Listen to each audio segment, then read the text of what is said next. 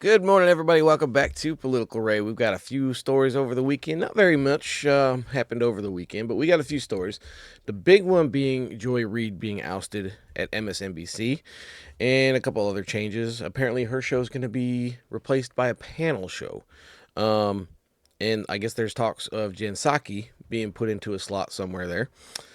Um, I don't really. That story's not very important to me because their ratings have been dropping.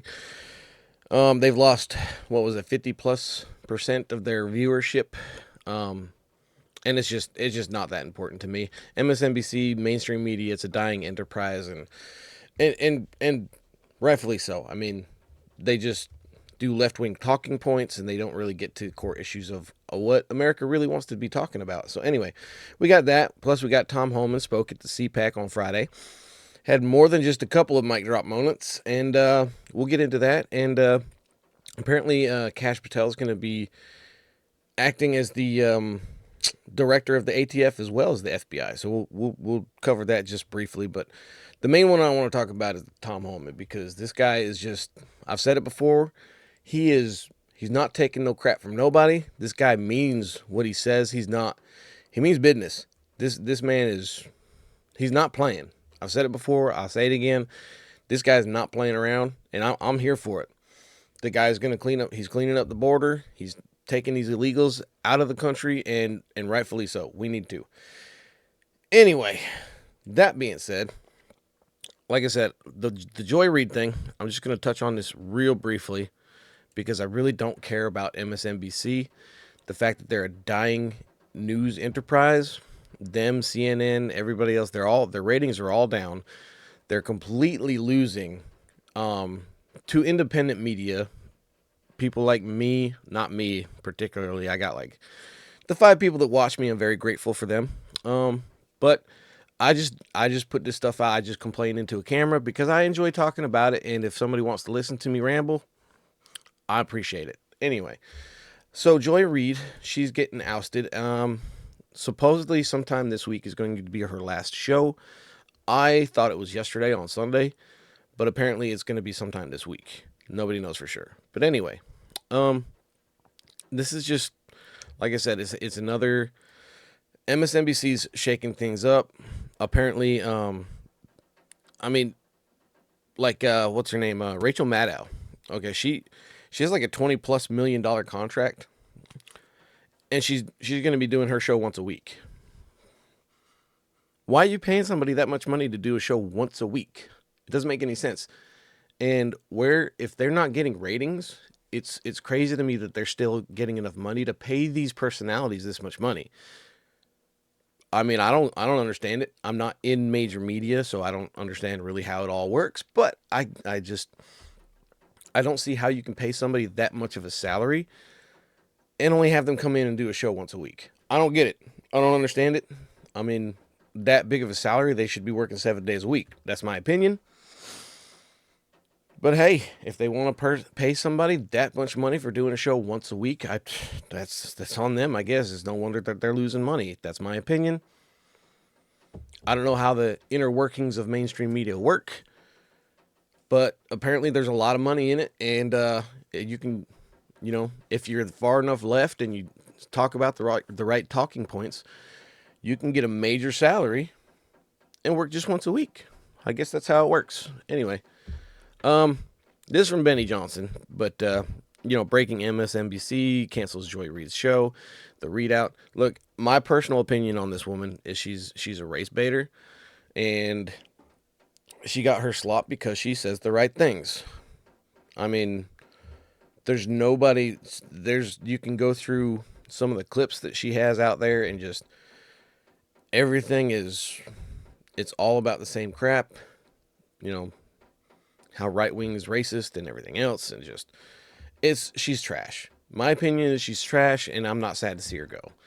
Anyway, like I said, I'm not gonna keep a lot of time on that. We're just gonna move on to old Tom Homan, because he came out on the Cpac stage, and he laid down the law. Look, he's getting a lot of attacks from the left. He's getting a lot of attacks. He's getting death threats and everything else from the cartels, especially after President Trump deemed them a terrorist organization, and rightfully so. These people are a terrorist organization. They have indirectly led to the killing with fentanyl and everything else, drugs coming into the country, human trafficking. They've taken lives. I mean, it's insane that they haven't been yet. And the fact that President Biden just opened up the borders and let anybody willy-nilly come into the country, unvetted, unchecked, everything else is insane. So we got this from the post-millennial, and this is pretty good. I like the post-millennial. Come get some. Tom Homan tells off terrorist cartels who want to take him out. This is great. The guy does not care, and he's coming for anybody that stands in his way. Border Czar Tom Homan told off the cartels, now designated as terrorists by Trump administration, after he talked about how the criminal organizations have wanted to take him out after he said the administration was going to wipe them off the face of the earth. Why not? Like I said, the Mexican cartels in particularly they don't care about anything except their bottom dollar. They don't care about who they, hurt, kill, anything else. So, Homan recounted at the RNC. He said President Trump is going to designate the criminal cartels of Mexico as a terrorist organization. He's going to wipe you off the face of the earth. After I said that, of course, I got numerous death threats. They've double-sized my security detail because the cartels want to take Homan out. I tell you what, come get some. That's what Homan said, and it was great. Look, I'm going to show this. This is the clip of it. If you haven't seen it, you're going to appreciate it. Check this out. Message to the criminal cartels of Mexico. At the RNC, I said a speech. I said two things at the speech. If you're in the country illegally, you better start packing now. We're keeping that promise. The other thing I said on stage at the RNC, that President Trump is going to designate the criminal cartels of Mexico as a terrorist organization. He's going to wipe you off the face of the earth.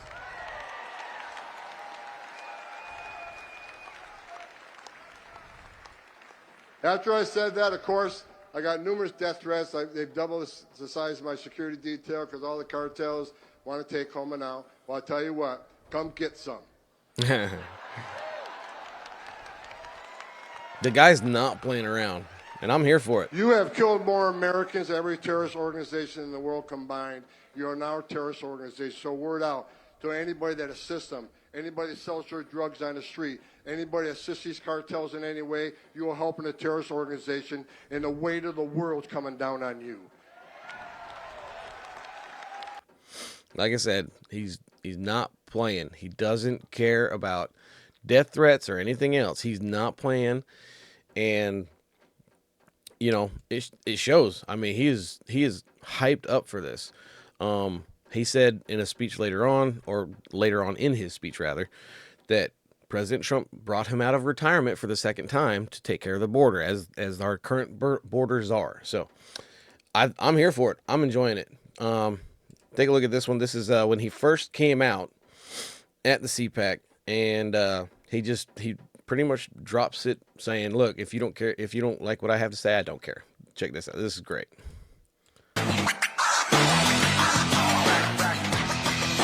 How you doing?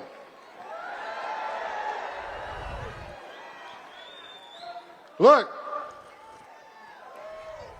let me start out by saying this. If I offend anybody today, I don't give a shit.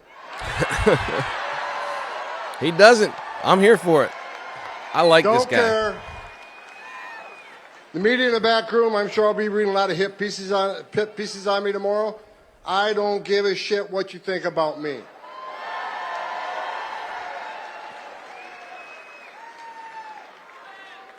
I get asked all the time, does it bother you? There's a big part of this country that hates your guts. I don't care. I don't care.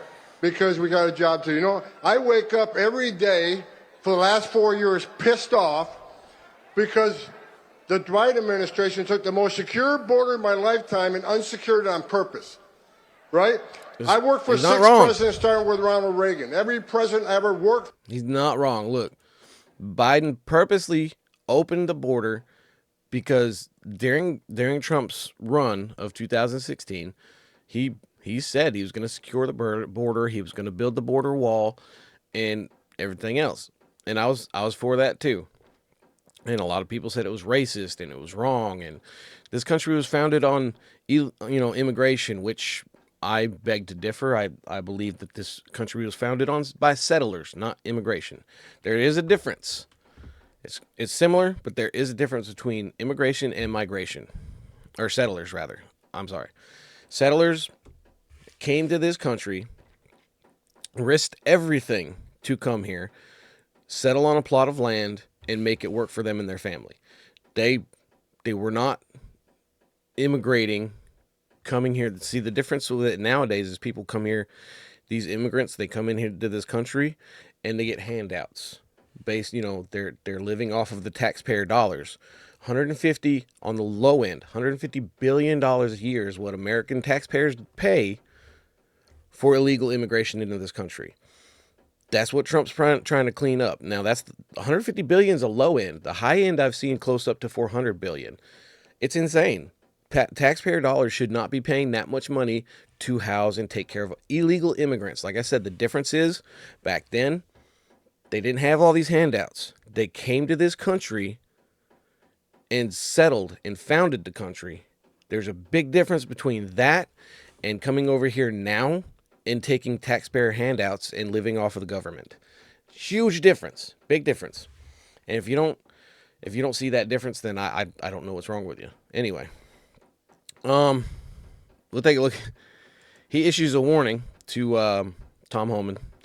He issues a warning to Boston, and we'll take a look at this. This is pretty good as well. So we'll take a look at this. Into sanctuary cities, game on, because Pam Bondi's back into place. And Kash Patel is back running the FBI.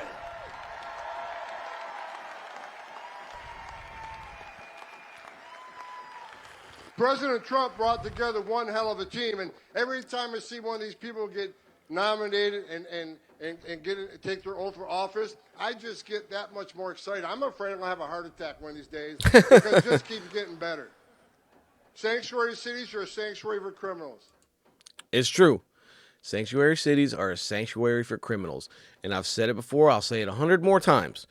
If, for some reason, you're okay with harboring criminals in these sanctuary cities, in these jails, we have illegal aliens that are in our jails, in our prisons.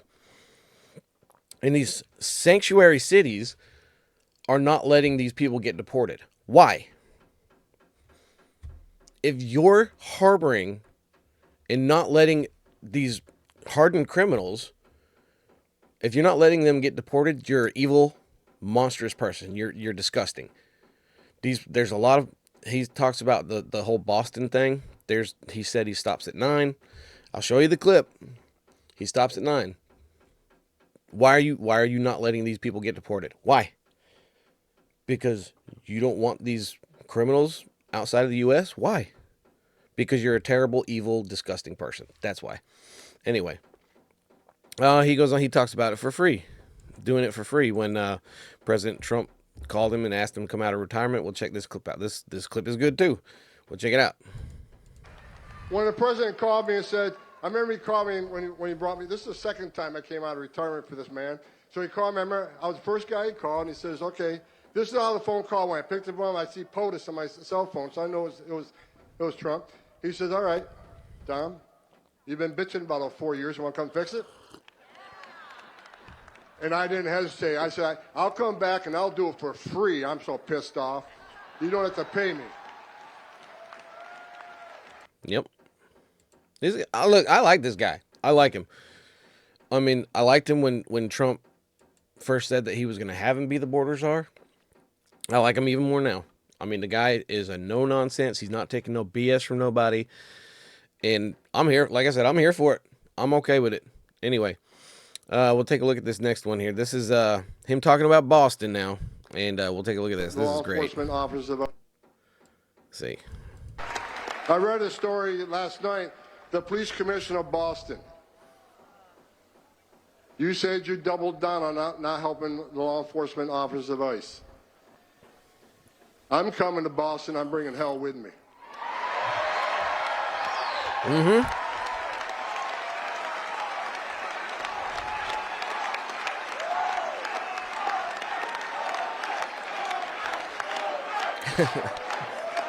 I looked at the numbers this morning. I stopped counting at nine.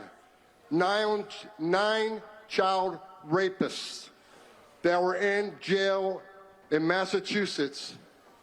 But rather than honoring an ICE detainer, released them back into the street. You're not a police commissioner. Take that badge off your chest, put it in the desk drawer, because you became a politician. You forgot what it's like to be a cop. And there's been the I forget if it was the Boston mayor or the Massachusetts governor. I forget who it was, but she came out and she attacked him for this and yada yada yada. But whatever. I mean, the fact of the matter is, like I said before, 9 child predators, 9 in Massachusetts, and they'd rather release them back onto the street than turn them over to ICE to be deported. That is disgusting. You knowingly know what these people have done. They're in jail for that reason. And instead of handing them over to ICE to be deported, you're going to release them back into the U.S. That is disgusting. And these people are evil. They're evil. Anybody who is against that is evil and disgusting. That's it. There's no other word for it. Why? What is, I would love to know the reasoning behind letting these criminals go back into the US instead of handing them over to ICE. I'd love to hear your reasoning behind it. You know what? They won't tell us. Because they have no reasoning. They're just trying to defy what President Trump is doing. That's it. That's their whole reasoning behind it. If somebody else knows a different reason, you can let me know. I don't, other than it just being wrong and disgusting. I mean, anyway. At the end of his speech, he talks about, this is the end of his speech. He's talking about, look, we're going to fix this crap and yada yada. But we'll take a look at this too. This is the end of his speech. It was his whole speech. Look, go watch his entire speech. It was fantastic. Just go watch it for yourself. Make your own judgments. I think it was a fantastic speech. He's a no-nonsense guy, and he's not taking crap from anybody. He straight up told the cartels to come at him. So, I mean, he's not playing around. He's ready to go. He's getting it done. Look, here's what I'm going to say, and I hope you agree with me. If you agree with me, will you please stand up and let him know, because he's listening right now. The greatest president in my lifetime is back in the Oval Office. He's going to make America great again. He's going to make America healthy again. He's going to make America safe again. You got it. President Trump, God bless you. I'm proud to be back, and I'm not leaving until we fix this shit. Fantastic. I mean, I'm all for it. He said he's not leaving until they fix this crap. I'm okay with it. Do your thing, Tom. Do your thing. I'm back. I'm behind you 100%. Look, like I said, anybody who's not backing this guy and saying, look, these illegal criminals that are already in our jails that are being released back into the public because the Democrats don't want them deported. They're evil. They're wrong. They're disgusting people. They shouldn't be in office. That's all there is to it. I mean, anybody who defends leaving these people inside of the United States are terrible people. That's all there is to it. That's it. I can't help you. I'm sorry, not sorry. If you're defending these types of criminals staying in the U.S., you're a disgusting person. That's it. That's all. Okay, anyway, we'll move on to Kash Patel, who's apparently going to be, director of the ATF as well as the FBI. This is according to the AP, and we'll take a look at this. We'll read a little bit of this. This is I didn't expect this, but we'll take a look at this. Like I said, from the AP, new FBI Director Kash Patel will also be named acting head of the ATF, officials say. This is something that come up. I seen this and I was like, oh wow, look at that. I'm gonna talk about it just a little bit. Anyway, excuse me. Oh, new FBI Director Kash Patel is expected to be named the acting head of the Bureau of Alcohol, Tobacco, Firearms, and Explosives, a Justice Department official said Saturday. Interesting.